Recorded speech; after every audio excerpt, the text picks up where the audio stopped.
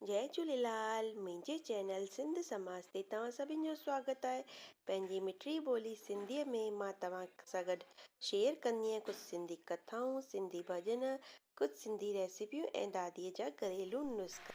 अॼु मां तव्हां सां गॾु विष्णु भॻवान जी कथा यानी कि वीरल भॻवान जी कथा शेयर कंदसि, जेका कि कलयुग में फल ॾियण वारी आहे, अन ऐं धन खे वधाइण वारी आहे। त इहा कथा असां सभिनि खे करणी खपिजे। हलो त पाण कथा शुरू था कयूं। हिकु शाहूकार हूंदो जो हमेशह माल अंबार जो घोरा भराए वापारु करण लाइ परदेस वेंदो, जिते केतिरो ई धन कमाईंदो। उहो धन न फ़क़ति उहो पंहिंजे कम लॻाईंदो, पर ग़रीब ऐं घुर्जनि खे बि दान पुञ कंदो। पर संदसि ज़ाल कंजूस हुई, हुनखे दान पुञ कोन ईंदो। उन जी ख़बर शाहूकार खे कान हुई। हिकु भेरे जी ॻाल्हि आहे त शाहूकार माल जा घोरा भराए परदेस रवानो थियो। पुठियां विस्पति ॾींहुं वीरल भॻवानु साधू वेश धारे शाहूकार जी ज़ाल खां भिख्या वठणु वियो। माईअ चयो त हे साधू, मां घणो दान करे हाणे कक थी पई आहियां। मूंखे अहिड़ो को सवलो रस्तो ॿुधायो जंहिंसां कि मुंहिंजो सॼो धन नास थी वञे। तंहिं ते साधुअ चयो त सत्य वचन ईअं ई थींदो। इन लाइ तोखे करणो पवंदो त तूं 7 विस्पतूं घर में लेपो पाए, कपिड़ा धो, मेट तिरियल सां सनानु कर, मांस मच्छी वरिताए त तुंहिंजो अगरि तगरि नास थी वेंदो। ईअं चई साधू हलियो वियो। माई अञा 6 विस्पतूं ईअं कयो त माईअ जो समूरो धन माल नास थी वियो ऐं माई पाण परलोक सिधारी। हेॾा शाहूकार जेके माल जा घुरा भराए घर पे आयो, उहे सभु ॿुॾी विया ऐं हुनखे पंहिंजी ज़ाल जी मौत जी ख़बर पई।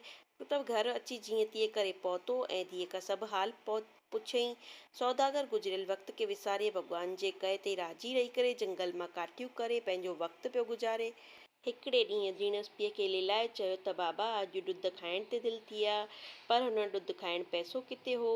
इहो वीचार कंदो जंगल में वञी वेही रहियो ऐं घर मोटण ते संदसि दिलि में ख़्यालु आयो त मुंहिंजी धीअ मूंखे ॾुध लाइ चयो आहे। त ईअं सोचियो पिए, तॾहिं वीरल भॻवानु उते अची प्रकट थियो ऐं काठियार खे चयईं त हे काठियार, तूं छो दुखी पियो नज़र अची ऐं जंगल में छा वेठो करीं। ते काठियार गुज़िरियल समय वारी ॻाल्हि साधूअ खे ॿुधाई। साधूअ चयईंसि त तुंहिंजी स्त्री वीरल भॻवान जो अपमान कयो आहे, जंहिं करे तुंहिंजो ही हाल थियो आहे। हाणे तूं विस्पति ॾींहुं 2 टके जो ॾाख ऐं भुॻड़ा वठी जल जो लोटो भरे खंडु चपटी विझी विस्पति देवता जी कथा कर ऐं सेसा सभिनि खे विराए करे पाण खाई वीरल भॻवान जो भॼन कर त तुंहिंजा कष्ट दूर थींदा। ईअं चई साधू अंतर्ध्यान थियो। काठियार पको विश्वास रखी करे विस्पति ॾींहुं काठियूं करणु वियो।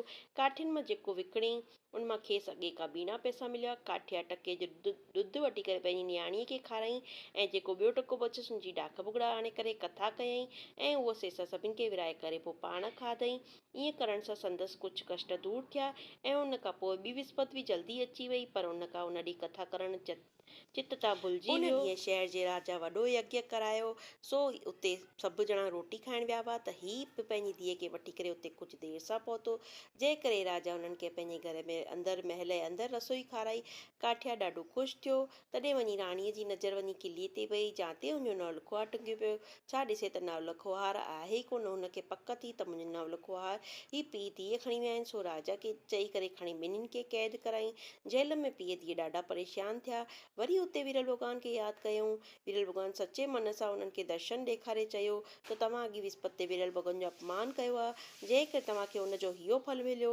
हाणे इहे जेके विस्पति ईंदी तव्हां वरी विस्पति देवता जी कथा कजो, सेसा सभिनि खे विराए अमृत जल पियारजो त तव्हांजा दुख दूर थींदा। ऐं चयईं त तव्हांखे जेल जे ॿाहिरि टको लभंदो, मां टके जा ॾाख भुॻड़ा आणिजो। वरी तकड़ी विस्पति अची वई ऐं उन्हनि खे जेल जे ॿाहिरि टको बि लधो।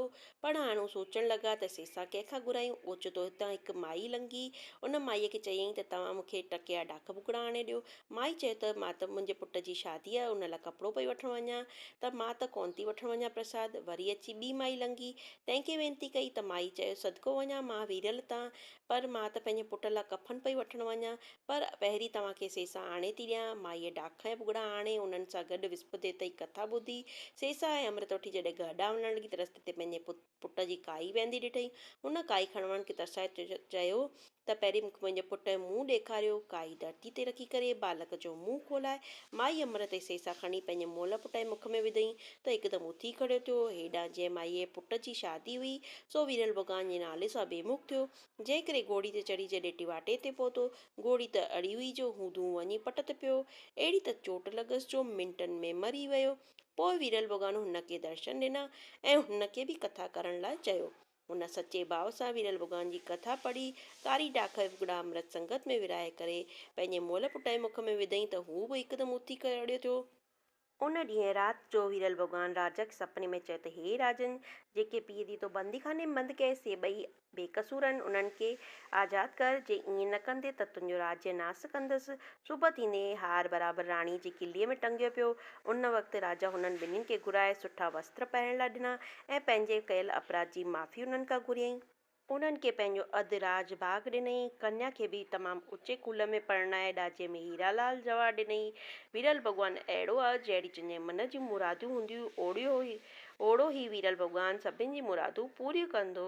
बोलो श्री वीरल भॻवान की जय। त तव्हांखे इहा वीरल भॻवान जी कथा कीअं लॻी, मूंखे कमेंट बॉक्स में जय श्री कृष्णा लिखी करे ज़रूरु ॿुधाईंदा। जल्दी ई मिलंदासीं हिकु नए सिंधी वीडियो सां गॾु। तेसिताईं जय झूलेलाल, जय श्री